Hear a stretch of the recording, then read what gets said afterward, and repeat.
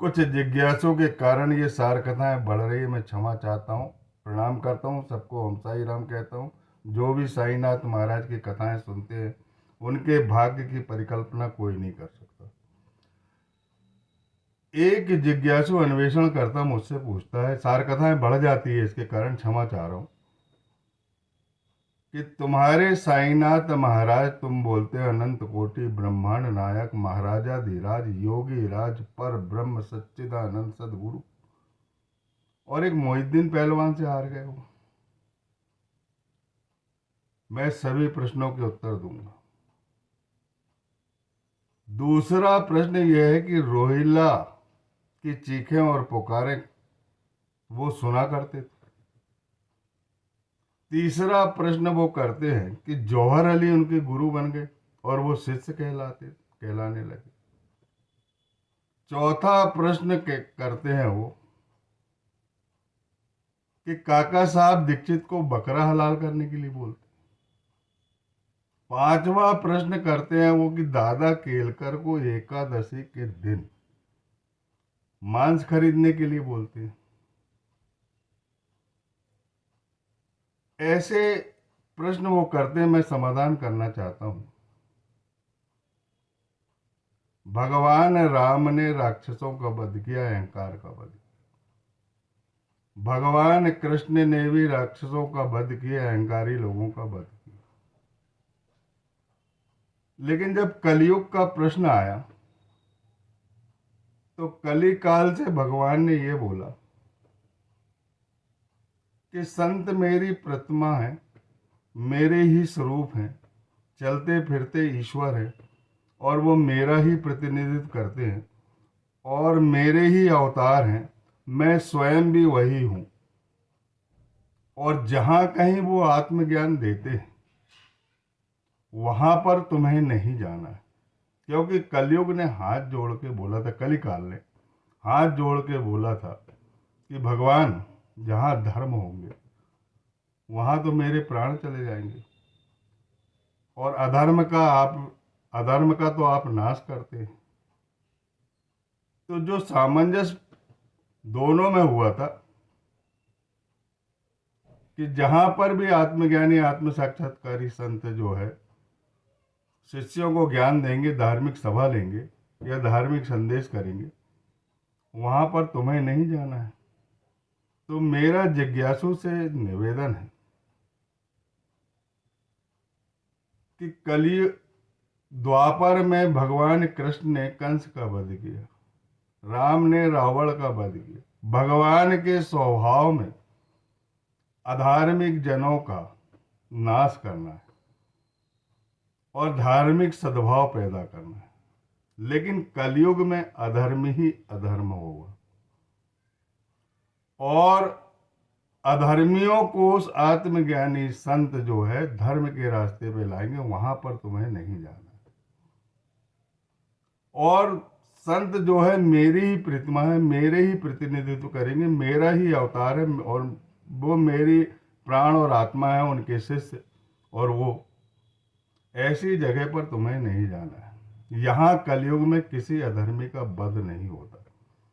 आत्मज्ञानी जो संत होते हैं वो अपने चरित्र द्वारा उसका उद्धार करते, उसे धार्मिक भाव पैदा करते। तब ये कलयुग चल रहा है, बैलेंस है, ये एक प्रकार का संतुलन है एक प्रकार। तो मोहिद्दीन जो पहलवान था वो बाबा की प्रसिद्धि को जान चुका था। वो मन ही मन सोच रहा था कि मैं बाबा को अखाड़े में कुश्ती में सबके सामने चित करूंगा, क्योंकि वो बड़ा पहलवान था और उसके अंदर ये भाव था कि मैं प्रसिद्ध होना चाहता हूं। और जो आत्मज्ञानी संत होते हैं वो जो जिस भाव में आदमी रहता है उसी भाव में उतर जाते हैं और उतरकर उसके चरित्र का सुधार करते हैं।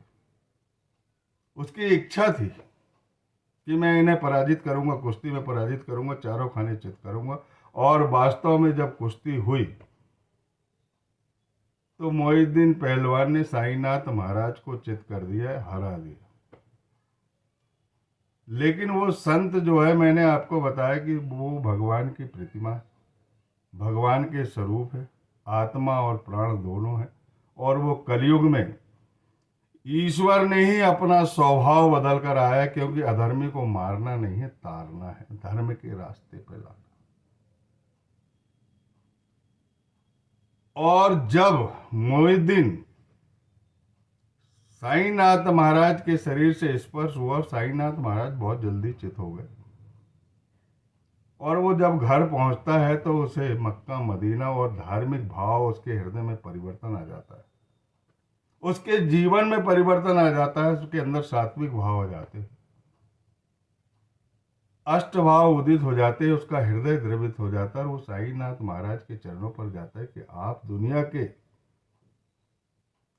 सबसे बड़े आत्मज्ञानी संत हो, और मैंने आपके साथ ऐसा व्यवहार किया कि मैं आपको चित करना चाहता था और आप सीधे साधे चित कर दी, सीधे साधे चित हो गए। आपसे ज़्यादा शक्तिशाली कोई नहीं है, मैं स्वयं पराजित हुआ हूँ, आप मुझे क्षमा करें और अपना आशीर्वाद दें। जिज्ञासु इस बात को अच्छे से समझ ले कि आत्मज्ञानी संत दुष्ट और अधार्मिक को और अधर्मी जनों को, जो भगवान के ही स्वरूप हैं, उसे धर्म के रास्ते पे ले आते। वही किस्सा रोहिला के साथ हुआ था। उसकी चीखें और पुकारें गांव वाले नहीं सुन सकते थे, क्योंकि दिन भर काम में थक जाते थे। वो साईनाथ महाराज के पास जाते थे, इसकी चीख और पुकार हमको सोने नहीं देती, इससे बचाओ। साईनाथ महाराज ने गांव जुबालों को आड़े हाथ लिया, बोले उसकी पत्नी बुरे स्वभाव की है। इसका मतलब था कि वो स्वयं, उसका मन जो है, उसका ही स्वभाव खराब था, और वो धीरे से उसमें सुधारा जाएगा। और कहने की बात नहीं रही, 2 दिन के बाद वो अपनी चीखें और पुकारें बंद कर दिया, और उसमें अंदर ही अंदर एक आत्मिक परिवर्तन हुआ, हृदय में अष्टभाव जागृत हुए, और वो साईनाथ महाराज से माफी मांगने चला। तीसरा प्रश्न है मिथ्या गुरु जौहर अली का। वो भी प्रसिद्ध होना चाहते थे, साईनाथ महाराज की प्रसिद्धि देखकर ईर्ष्या करते थे, मन ही मन जलते थे। अभी भी लोग जलते हैं। ऐसे लोगों को साईनाथ महाराज ने अपना सदगुरु बनाया, और लोगों को आड़े हाथ लिया और अपने सदगुरु का ही पालन किया। अन्य संतों ने उनकी परीक्षा ली, परीक्षा में वो हार गया, बैजापुर चला गया, और बैजापुर जाने के बाद उसके हृदय में परिवर्तन आता है, उसके जीवन में परिवर्तन आता है, उसके मन में अष्टभाव उदित होते हैं, उसके आंखों में साईनाथ महाराज की प्रतिभा दिखने लगती है, और वो स्वयं बहुत लौट कर आता है और बाबा से क्षमा मांगता है। तो जो संत जो होते हैं, अधर्मियों को धर्म के रास्ते पे लाते हैं। अब अधर्मियों को अगर मारना चाहें तो पूरे कलयुग में अधर्म के सिवा कुछ नहीं। बैलेंस बनाने के लिए भगवान ने स्वयं अपने स्वभाव को संत रूप में परिणित किया है, जिससे लोगों को, अधर्मी लोगों को धर्म के रास्ते पे लाया जाए। काका साहब दीक्षित की कथा मैंने आपको सुनाया। वो गुरु भक्ति की कठिन परीक्षा लेना चाहते थे, और काका, और वो बकरे का हलाल करने का उनका उद्देश्य नहीं था, बकरे को मोक्ष दिया मेरे भाई, अपने आप मर गया, उसको हलाल करने की जरूरत नहीं पड़ी। लेकिन वो परीक्षा लेना चाहते थे। गुरु परीक्षा ले सकते हैं, अब कठिन परीक्षा ले सकते हैं, जो उनके मन में आता वो ले सकते हैं। पहुंचे हुए जो उच्च कोटि के संत होते हैं, वो अपने शिष्य की परीक्षा लेते हैं। और जब वो काटने के लिए उद्धत ही हो गए थे, गर्दन पर छुरी रखे ही दी, तो साईनाथ महाराज ने उनका हाथ पकड़ लिया। नहीं नहीं, तुम ब्राह्मण हो, ऐसे कैसे ब्राह्मण हो? लेकिन उनका उत्तर भी समझ लो, हमें धर्म और अधर्म से मतलब नहीं, हम तो गुरु की आज्ञा पालन करते हैं। हमने जीवन में कभी किसी की हत्या नहीं की, कभी किसी के प्राण नहीं लिए, और गुरु की आज्ञा का हम उल्लंघन नहीं कर सकते। जो गुरु का अलग आज्ञा का उल्लंघन करता है वो अधर्मी है। साईनाथ महाराज ने उन्हें परीक्षा में उत्तीर्ण कर दिया, सर्वोत्तम अंक दिया। अब आई दादा केलकर की बात। एकादशी के दिन मांस लाने के लिए बोले। जब वो मांस लाने के लिए उद्यत हो गए, थैली रख लिए, तो तब साईनाथ महाराज ने कहा कि तुम कैसे ब्राह्मण, आज एकादशी का दिन, तुम मांस लाने कैसे जा रहे? फिर उनसे थैली लेकर कहते कि मैं स्वयं मांस लाने का काम करूंगा या पांडु को भेजूंगा। अब देखो, साईनाथ महाराज अपने भक्तों के, अपने शिष्यों की परीक्षा अवश्य लेते थे। एक जगह और एक प्रश्न आता है कि नमकीन पुलाव साईनाथ महाराज ने खिलाया, क्योंकि उन्होंने बोल दिए थे कि स्वाद अच्छा है, चखे है नहीं। तो उन्होंने उनका हाथ पकड़ा। तब साईनाथ महाराज ने जब उन्होंने ढक्कन खोला और वो नमकीन पुलाव निकालना ही चाहते, तब कह दिए थे, तुम कैसे ब्राह्मण हो? तुम्हें मांसाहार खाना चाहिए क्या? नमकीन पुलाव खाना चाहिए क्या? मेरा क्या, मैं फकीर हूं।